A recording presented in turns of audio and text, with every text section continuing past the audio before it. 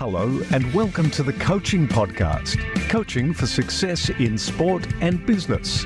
Your host is Emma Doyle, the energy and high performance under pressure coach who is a world leader in unleashing human potential.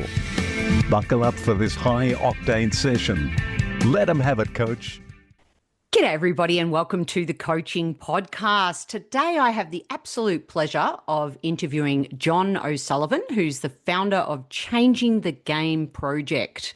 He's an internationally known speaker, author, consultant to the US Olympic Committee, US soccer, even Aussie rules football. I'm very glad to read that in his bio.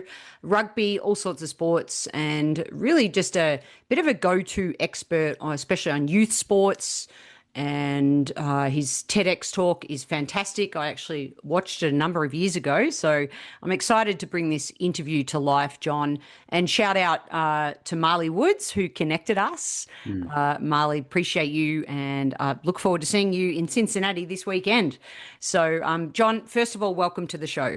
Thank you so much for having me on. We were chatting away before hitting record, and we probably could have just kept going. And I think that's always a good start when you almost forget to hit record.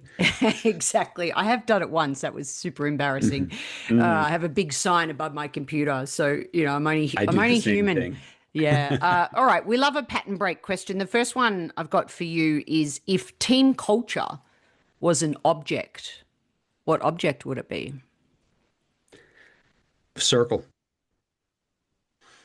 A circle, a ball, a circle, right?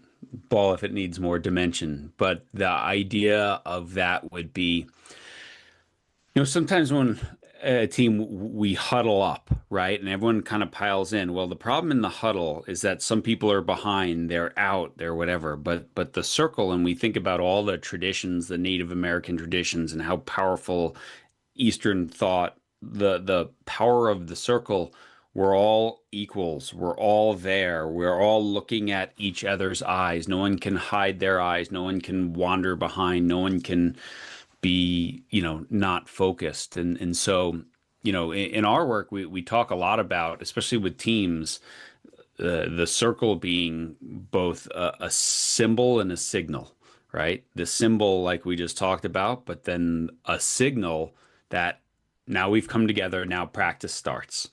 Right? And we finish with a circle. Now practice is over. But in between the two circles, we are all here. We were all working. We were all committed to this group. And so, yeah, that's the one that pops into my head. I love that.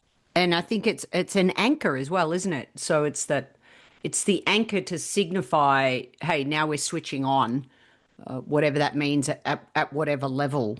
And yeah, there's so much significance in a circle. So love that choice, mate. Fantastic. All right.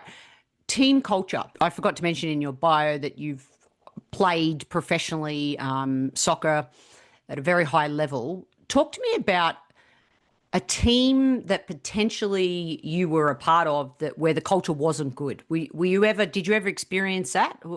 Yeah. Or a negative experience of team culture?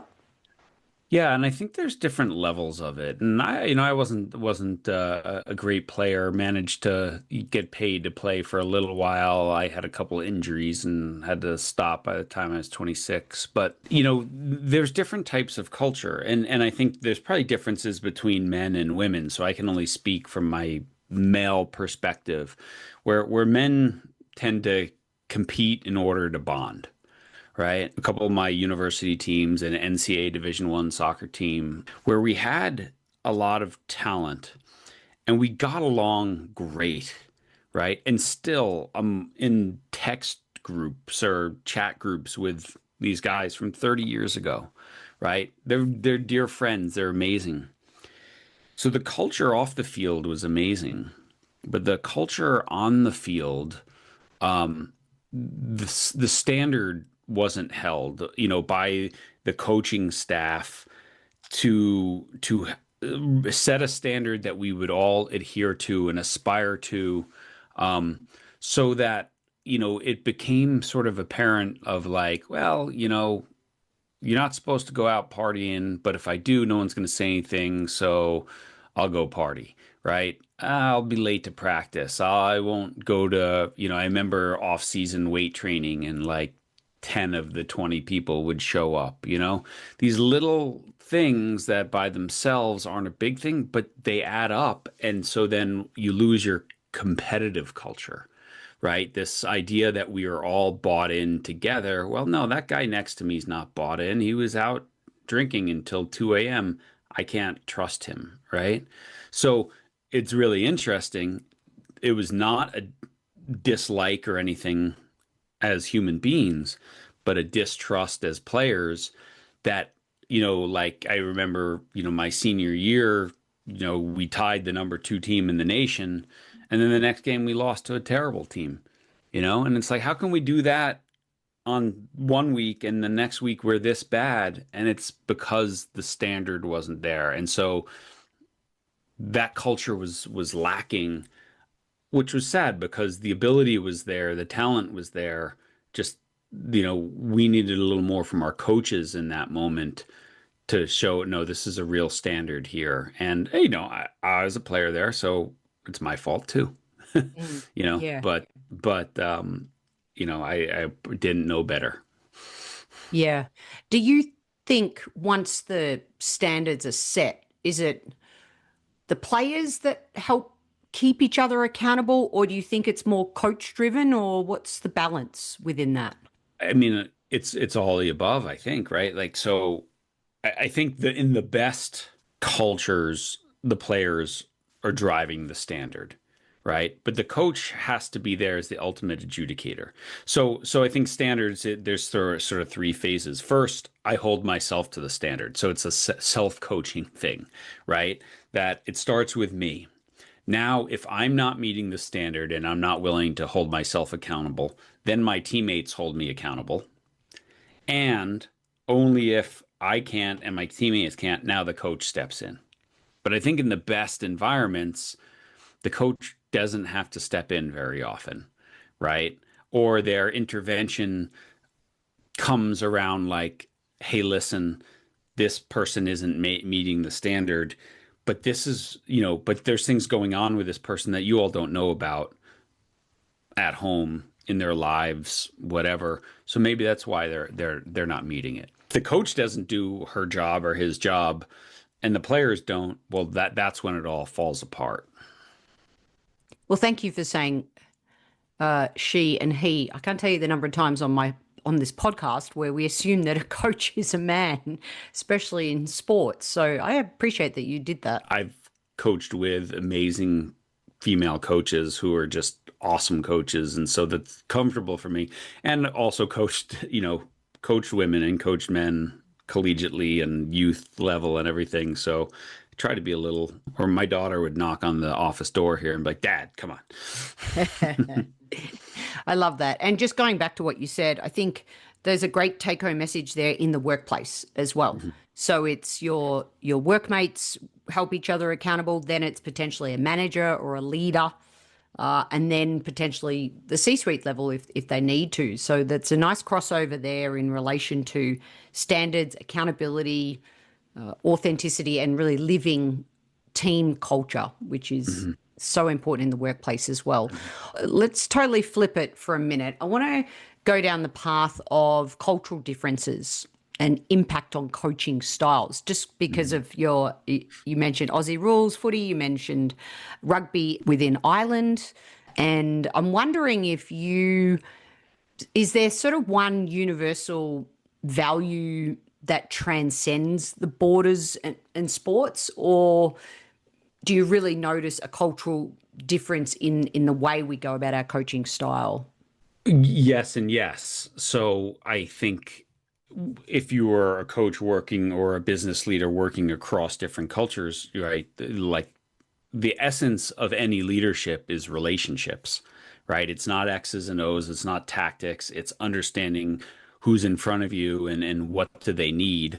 And so obviously the more you can understand about their culture, where you're working or where they're coming from, the more effective you're going to be in connecting with that human being.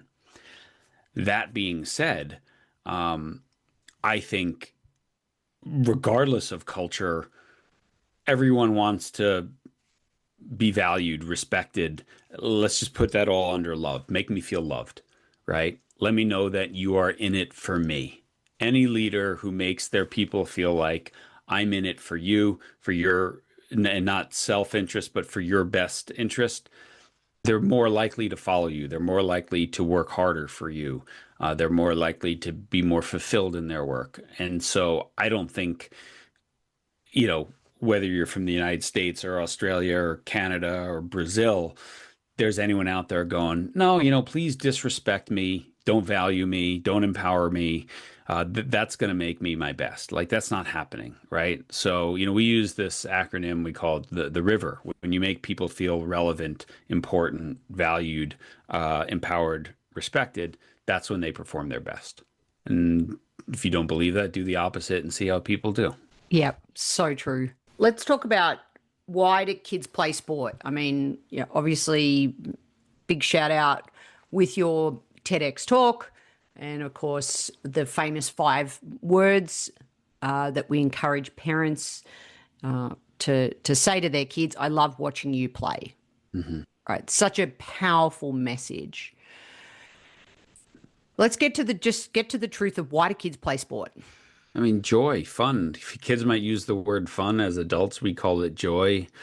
Understanding what that is, I think, is what gets missed, right? We say, this is, if I had $1 for every time some parent asked me, when does it stop being fun and start being competitive, right? I wouldn't be working anymore, because this is like one of the biggest misconceptions. It never should stop being fun. Professional athletes, like they get joy out of it, which drives intrinsic motivation, which drives ownership, which drives mastery. And so the problem is that there's this myth that these two things can't coexist, but they do. So joy, right? What is joy? Joy for a kid is being respected, getting playing time. Coaches who are organized and who listen and who care deeply. As I move on in sport, as I move to a higher level, joy is also the demanding environment, the competitive environment, the environment that pushes me. Just because it's hard doesn't mean there's no joy in it. Just because you're like, man, that was the hardest practice. Can't wait to do that again tomorrow. Right? That's how truly elite athletes view things like that. And so the essence, even for professional athletes, is, I think when the joy of competing diminishes and the difficulty, right, injuries, stresses, or whatever, exceed the joy, that's when people retire at the highest level, right? That's when they're like, yeah, I'm just not going to do this anymore, because there's no more intrinsic love because it's just too hard. Totally agree. And playing devil's advocate for a minute, what about the minute it gets too hard and kids want to quit? What are your thoughts on resiliency and building that up and supporting kids in that space? Yeah, well, I think there's a couple things, right? This is a big question from a parenting perspective, slightly different than a coaching perspective. And we love this word resiliency, and resiliency also has to do with fit, right? So have you found the right fit, right? A kid who plays lots of tennis and isn't really good at tennis and wants to go try something else doesn't mean they're not resilient. It's just they've got a bad fit in that moment, right? And so there's no black and white of like, when's this the right decision? But sometimes, it's that swimmer who's never going to make it as a swimmer, but might be a hell of a triathlete, right? Quitting swimming to take up running and cycling and combining those doesn't mean they're not a gritty person. It just means the swimming wasn't the perfect fit for it. You know what I mean? And so I think we always have to be careful as a parent. If our child wants to doesn't want to play anymore, well, let's get at, well, why? Why isn't this working? And it might not be working because of a negative coaching environment or a negative team culture and bullying environment there. Okay, maybe that's the right reason. my coach is hard and he doesn't let me play my favorite position. Well, that's maybe not, we're going to stick that out because you made a commitment to see this through. Yeah. At the end of this season, you don't have to go to tryouts again. You don't have to play again next year, but you will fulfill your commitment at this point. And so I think as a parent, that's the art of parenting, not the science of parenting, right? Mm. Like how do I walk the line and dig in and really try to find out why isn't this a good fit? I have two kids who are both in college now, and my kids are, played a lot of soccer growing up, and both of them, they wanted to after their senior year of high school soccer, they didn't want to play their last year of club soccer. My daughter said, I need to work, and I also want to go. We live by a ski mountain. I want to go teach skiing in the winter, and then decided I want to play tennis in the spring, right? And I want to play a new sport. And my son was sort of the same thing. He's like, I've kind of been there and done that. And he took up boxing, right? And so it was like, it was their path. It was well reasoned. They had done this, they had accomplished what they wanted to, and they were ready to do something else. Great. Yeah. That's awesome, right? Yeah. Yeah. So what advice have you got for, again, I have lots of leaders and business coaches listening to this podcast that have kids and they want to coach their kids. What are your thoughts on that? Should you coach Like your kids? being a parent coach. Mm-hmm. Yeah. I mean, I think that was like some of the greatest joy of my life. I got to coach both my kids when they were really young, starting out 5, 6.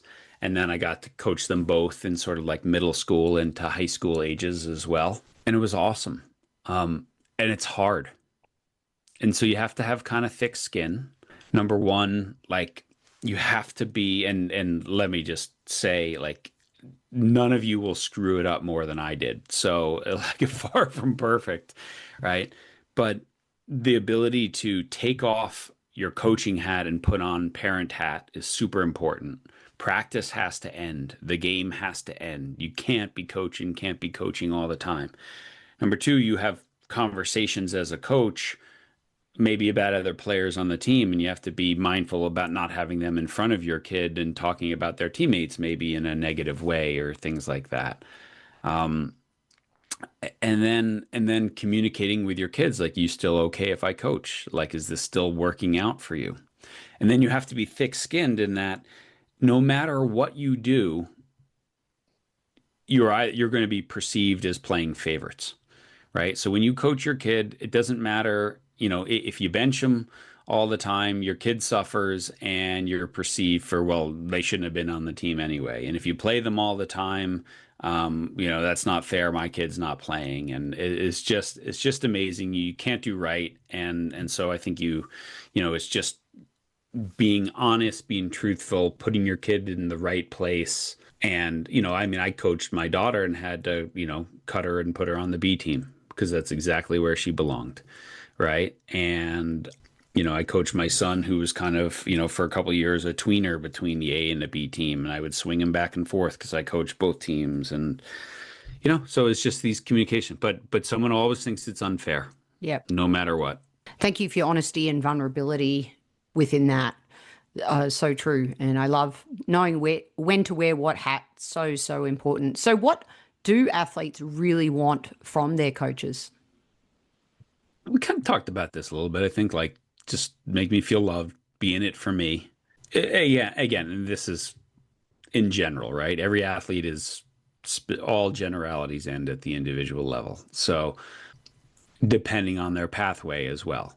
So someone who's really trying to achieve the next level and something more, usually the higher level they get, as probably in business, right? This idea of like the criticism sandwich is BS. There's no research behind that, right? Give direct, honest feedback, but take into account their emotional state when you're giving the feedback. So pick your times. They want to connect, in probably the most powerful coaching tool is the individual meeting, right? Like the one-on-one conversation. What should we talk about? They need to get better, so they need to be pushed. but then they also need to recover. There's so many things that are really tailored to the individual. A kid who never gets a hug at home probably needs a hug from their coach. Kid who never gets discipline at home probably needs discipline from their coach. And so it's really understanding, right? One of my favorite quotes is, you coach a child, not a sport. Coach a person, not a sport. And I think in business, you lead a person, not an accountant, not a salesperson. You lead a human being. What do they need? Yep. So I'll just combine that with our guiding question. What do you think makes a great coach? Love, trust, vulnerability. Beautiful. And I'd have to put a fourth word, which is competence. Yeah. Right. Being vulnerable without competence is not a good combination. No, 100%. Love that. I want your reflections on your podcast, Way of Champions. What would you say, reflecting on your podcast, what pops out? Maybe it was an interview, someone said something that either challenged your thinking or made you more curious about a certain topic in coaching. Is something come to mind? Yeah, like 1,000 different things come to mind, right? There's so many. We've been so blessed. I think we're at, episode 440 or something, and we've done one a week. So that's 440 straight weeks that we have managed to release an episode, which has been pretty cool. And amazing people, right? Household names like a Phil Jackson or a Steve Kerr, or, just before this one we did today, we're with a former NHL head coach and stuff like that. And so it'd be really hard to dig back through all of those things. And probably everything I said, Jerry, my co-host, he loves to say, I'm a flute and I take in all this stuff from all these really smart people, and then I blow it through the flute and try to make it sound pretty and make sense, right? And I feel like that's kind of everything that I talk about these days. Is I stand on the shoulders of giants. But one thing that's been really resonating with me lately, that we had a former NCAA basketball coach on named Mark Gottfried, and he worked as an assistant coach at UCLA and spent a lot of time with John Wooden. And this has just been resonating in my head as I go through my daily life, my interactions with my children, my interactions with people in business, friends as well. And he said, the softest pillow is a clear conscience, right? And I really, really love that concept of know who you are, right? You have to be self-aware. Know who you are, know what you stand for, know the non-negotiables of your life, and then live your life that way. And if you lose your job, if you get fired, if you don't win, you'll still sleep like a baby at night. But if you start to violate those things that drive you and matter most, even if you win, you'll be in torment. And I think that's just really resonated with me lately as a 53-year-old with kids moving on and different things happening in my life. It's been I've lost both my parents in the last 14 months. So it's like a lot of big changes in my life, and making sure I can sleep well at night has been a big part of it. What a simple, beautiful line. It's a bit like, I love watching you play. The softest pillow is a clear conscience. Fantastic. Another, is that 5 words? Almost 6. There's a lot of math on this podcast. Yeah, I know. Seriously, it's high level. Did I not warn you? I learned during the pandemic, trying to help my kids in school, that 8th grade math is it for me. I'm done beyond that. So let's talk about the Changing Game project. I know you started that in 2012, and that was your first book. What was the thing that got under your skin that was the catalyst for this project? Yeah, it's a great question. I'd been coaching for quite a while. NCAA coach, youth coach, high school coach. And you start to see patterns repeating. And I was seeing a lot at that time of parents lacking information on how to best support their kids in the process. And I'd coached enough kids to watch kids go on and excel and, turn professional and do that. And I'd watch kids with great ability quit because of that the parents had stolen the ownership and joy of the experience from them, right? It became this like we and this coexistence. We struck out 10 people. We scored 3 goals today. No, we didn't do any of that, right? So it was that combined with my own kids who are moving into sport. Now I was viewing sport not just from the coaching lens, but the parent lens of, well, what do I want for my kids out of this experience? And their mom was a Division I athlete as well, and so we both like were very aligned that sport was going to be something that developed them as human beings. And if they were both driven and wanted to perform at the next level, that had to come from them, and we would have the tools to support them in that. But that's not our path. That's not our decision. That's theirs. And so those things came together. And so I decided I was really burnt out with sort of the politics of running a youth sports organization. I've been doing it a while. I needed a break. I wanted to kind of be there for my own family more. And so I wrote this book called Changing the Game. And the publisher was like, "This is great. How are you going to sell it?" I don't know. Right. And so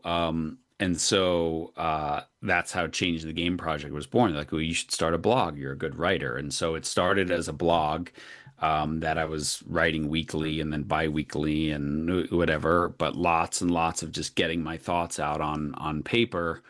That's what, and because, I had a background, I love to do research and stuff. And,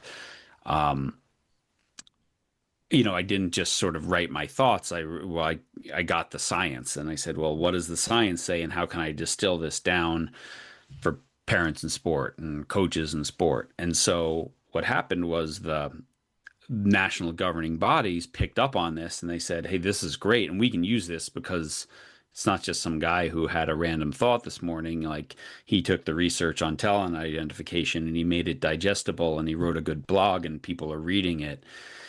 And that all led to TED Talks, but then, consulting work and talks and with US ski and snowboard and soccer and ice hockey and, all the swimming, all these different sports that I never played or participated in, but they just said no, and it was actually funny. Like, I don't know if you've seen this, but like, as a soccer coach walking into a room of soccer coaches, there's always this kind of ego thing of like, well, who knows more about the sport and who coached at a higher level? But when I walk into a room of ice hockey coaches, I'm like, you all know way more about hockey than me. So let's get that out of the way. And then let's meet in the middle where we talk about communicating and inspiring and motivating, because that's coaching. Yep, I actually can 100% relate to that. Yeah, there you go, right? Yeah, yeah, yeah. I appreciate that. So, and of your 4 books, Every Moment Matters, does it? So it's a funny, so the title, right? And so that was a book I wrote on coaching. It's been my bestseller, still to this day, churns along really well. So many people are like, this is the best coaching book I've read. And I think I did that after about 150 podcasts. And I tried to distill the lessons in that book down to, these 4 questions, right? Of like, why do I coach? How do I coach? So there's the science of learning. This 3rd question is super important. What does it feel like to be coached by me? Right? I don't think a lot of us consider that. And then how do I define success? And so that's what that book was about. And I remember people always ask me, when I'm writing a book, like, what's the title? And for John O'Sullivan, the title is usually the last thing I come up with, right? Or, you have a working idea, but it never comes together till the end. And so I was sitting there with my brother saying, I got this book. I'm really happy with it. I just am struggling with the title. And he's like, well, tell me like what the essence of it. And I just, said, it's about being super intentional about what you do. And we sign off every podcast with this idea like your influence is never neutral, right? Every time you walk into a room, you leave either a positive or negative impact. And the more aware of your influence you are, the more powerful it is, right? And I'm like, how do we say that? And just, we never know. Something we say or do could stick with a kid for the rest of their life. And my brother's like, so like every moment matters. I'm like, and there we go. That's how the title came along. So yes, I do believe it does, because you never know when you're working with someone, and anyone who's been in coaching knows this, that you have a player comes back 30 years later, they will say, remember that time when you said this? And the answer is probably no, you don't remember that time. But they do. And 30 years later, they remember, and that changed their life either for better or for worse. And so, yeah, every moment does matter. I love the line, you cannot not communicate Yeah. with your energy, tone. It's such a great line to keep in mind as managers, as leaders, as coaches. Even when you walk into the room, your energy matters. Yeah. So every moment matters, and being intentional about that, I think, is super cool. All right, I want to land this episode sharing some research that I reread. When you read something years ago, it's a bit like when I watched your TED Talk years ago. I obviously watched it again this morning before the interview to refresh my mind. And some research that I read by Cliff Mallet out of Queensland, who studied 14 of the most serial winning coaches. And with these 14 coaches, there were three common themes. Number one, coach as lifelong learner because they're curious. Number two, coach as performer. And number three, coach as architect. And I love it when I can just remember that without reading that anywhere as well, Great, when you reread something. So with those three things in mind, I'd love your top three tips for coaches out there and your reflection on what I just shared. Yeah. Well, first of all, amen to that, especially the first one, the lifelong learner, the curiosity. We were just having this conversation before I came on with you, where Jerry and I, when we do our podcast, that when the guests leave, we do, and we record an outro to it. And we were talking about this common theme of the best tend to have this lifelong learner mentality. The people at the top are the most curious. The people at the level below the top are usually the ones stuck by ego, and they don't get there because they don't want to seem like they don't know it all, right? But the best of the best, and I'm talking, every conversation I've had with Steve Kerr has ended with, you have any good books? Anything that you recommend, right? I mean, that sticks in my head, is like the most curious people are the ones who are never done learning, are the ones who don't let their ego get in the way of getting better every single day. And so that really is resonates with me. The architect, yeah, we are the architects of the environment, right? We own that. And so that really resonates with me a ton as well. Like, if it's not good, I think John O'Sullivan, the young coach, when it wasn't good, blamed the players. John O'Sullivan, who's done it for 30 years, first looks at himself and says, what could I have done better on this day? What did I miss? Or, what's wrong? And what I started doing, especially the last decade of my coaching career, is really asking the players, like, this doesn't seem to be working. What do you think this activity needs? Is it we need more space, more players, more defenders, less whatever, and giving them the opportunity to go, hey, I think if we just bump the sideline out a little bit, or no, it's good, coach. This one's on us. We're just not really focused right now. We'll fix it. Right. So that sort of, not being the sage on the stage, but being just the facilitator of this environment, but really all the knowledge and it comes from them, and I'm just trying to, it's already there, right? I don't have to fill the empty vessels. So yeah, Yeah. Those things really stick. What does he mean by performer? Yeah, from what I read, it's when we show up, no matter what's happening in our life prior to stepping on the field or the court or into the boardroom, we are now letting go of our own stuff and Yeah. fully there and present, almost performing to deliver the message or to create the environment or to trust our intuition of asking what question needs to be opened up to the group here. Yeah, I love it. I mean, again, that's, that's the ability of coaching is like this goes back to the circle, right? Here's the circle, and now we're all performers in this bubble for the next 2 hours. And then when we leave the bubble, all the other stuff in our lives can come back in. Even though I can't let go of all of it, Yep. I can still give the best I'm capable of giving today. And that goes for the Yep. coach as well, 100%. Yeah. What 3 tips do you want to leave us with? As a coach, as a leader, Yeah. I mean, number one, coaching, leadership, it's not an X's and O's, it's a relationship game, right? It's all about winning relationships. And sadly, I think in coaching training, especially, we don't talk about the most important stuff, which is that.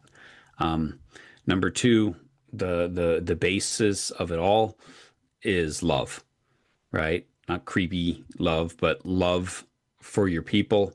And this deep love that you want to make them better, because it's a selfless act. And then number three, I think this goes into sort of humility and all this sort of stuff, but just asking, like, not what can I get from this, but what can I give, right? And if I bring this, this love and this attitude of how can I serve, what can I give, then I'm going to be really successful. From the right fit to self-coach, teammates coach, and then the coach's coach, flowing down the river of vulnerability with competence and be a flute to the message for others.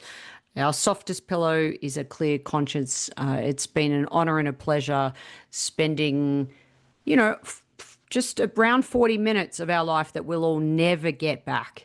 May we fall forward, and I love watching you play and I love interviewing you. Thank you, John O'Sullivan, for being on the Coaching Podcast.